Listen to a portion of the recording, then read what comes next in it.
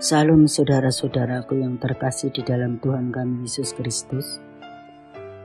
Selamat berjumpa kembali dengan Resapi GKJ Margoyudan. Marilah saudara-saudaraku yang terkasih di dalam Tuhan kami Yesus Kristus. Sebelumnya kita menerima sapaan firman Tuhan, mari kita masuk hadirat Allah. Kita berdoa bersama-sama.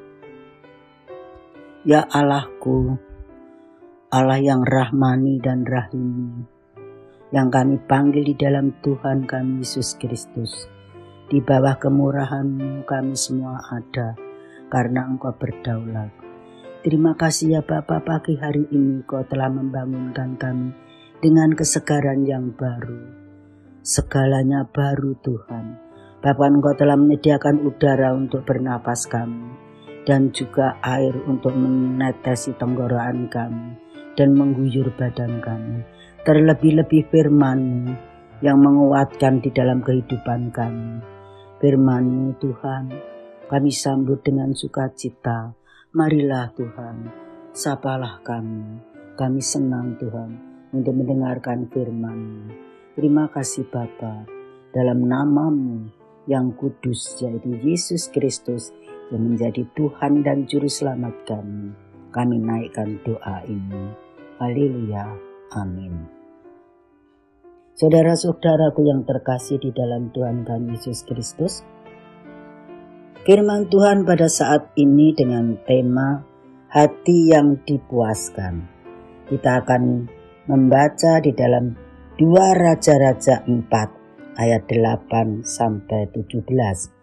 Namun kami akan membaca nasnya saja, yaitu 2 Raja-Raja 4 ayat 17. Yang demikian firman-Nya. Mengandunglah perempuan itu, lalu melahirkan seorang anak laki-laki pada waktu seperti itu juga. Pada tahun berikutnya, seperti yang dikatakan Elisa kepadanya. Saudaraku kekasih Kristus, setelah kita membaca perikop di atas, perempuan Sunem tidak pernah menyelipkan tagihan di bawah pintu kamar. Menyelipkan di bawah pintu kamar Elisa, saudaraku. Selama ia tinggal di rumahnya itu ia tidak punya alasan untuk melakukan hal itu kepadanya karena harganya tak pernah berubah. Seperti halnya kamar yaitu 0 rupiah, makan yaitu 0 rupiah, total yaitu 0 rupiah. Sangat tersentuh oleh keramahan wanita yang saleh ini. Elisa bertanya kepada bujangnya, apakah yang dapat ku berbuat baginya? Mungkin pelayan Elisa itu juga merenungkan hal yang sama, karena ia juga diberikan oleh kemurahan hati perempuan itu. Katanya, ia tidak mempunyai anak dan suaminya sudah tua. Nah, itu seorang anak laki-laki untuk dikasihi yang akan memelihara dia di masa tuanya. Panggillah dia sekarang, seru Elisa. Kemudian ia mengatakan kepada wanita yang murah hati, tetapi tidak memiliki anak ini. Pada waktu seperti ini, juga tahun depan engkau ini akan menggendong seorang anak laki-laki. Ayatnya yang ke-6. Dan terjadilah persis seperti yang dikatakan oleh Elisa. Ia mengandung dan melahirkan seorang anak laki-laki. Dalam kata-kata yang pemazmur itu, ia mendudukkan perempuan yang mandul sebagai ibu anak-anak penuh sukacita. Haleluya. Tertulis di dalam Mazmur 113 ayat yang ke-9.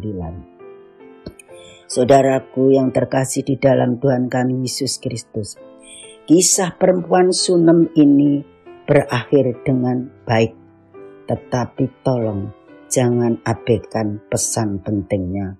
Saudaraku, kekasih Kristus, ini jelas telah mengatakan kepuasan sebelum memiliki anak. Ia nampak puas tinggal bersama orang-orangnya, puas melayani hari-harinya tanpa menghadirkan anak, puas mencurahkan kasihnya kepada suami, puas memberikan sambutan kepeduliannya kepada Elisa hamba Kristus dan bujangnya. Dalam diri perempuan yang salah ini, kita tidak merasakan adanya kepahitan atau penyesalan atas kejadian yang menimpa hidupnya. Ia jelas telah belajar untuk menjadi puas. Meskipun demikian, tak diragukan lagi bahwa ia menikmati sukacita saat melahirkan bayi laki-lakinya. Tetapi ia telah mempelajari pelajaran yang lebih hebat pada hari-hari lain tahun-tahun sebelumnya. Saudaraku, peristiwa yang menakjubkan itu, wanita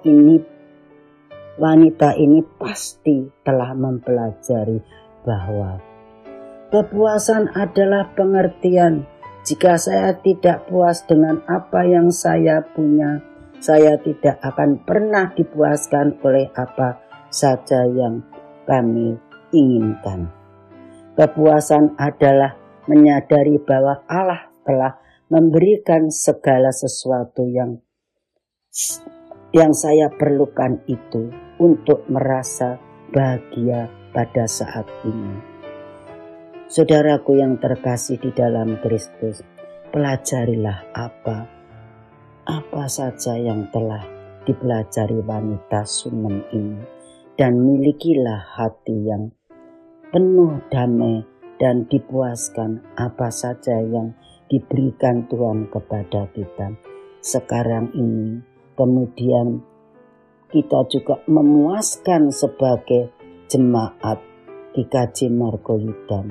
Di dalam pelayanan apapun kita akan puas untuk menjalaninya, karena semua itu untuk kemuliaan Allah. Saudaraku, pujilah Tuhan apapun keadaan kita sekarang. Dan Tuhan pasti memuaskan dan Tuhan pasti memberkati kita. Kiranya Tuhan menyinari kehidupan saudara-saudaraku semua dan menjalankan kasih Kristus itu kepada siapapun. Entah itu orang-orang jembel, orang-orang yang terpinggirkan, orang-orang yang terkapar, ataupun itu orang-orang yang membutuhkan pertolongan. Baik itu pendeta maupun orang-orang biasa. Mari saudara-saudaraku, kita belajar kepada perempuan Sunem ini. Kiranya Tuhan memberkati kita di dalam pelayanan kita dimanapun kita berada. Terpujilah Allah kita dari sekarang sampai Maranatha, Tuhan datang kembali. Haleluya.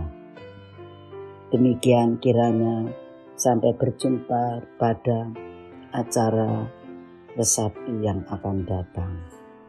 Immanuel, amin.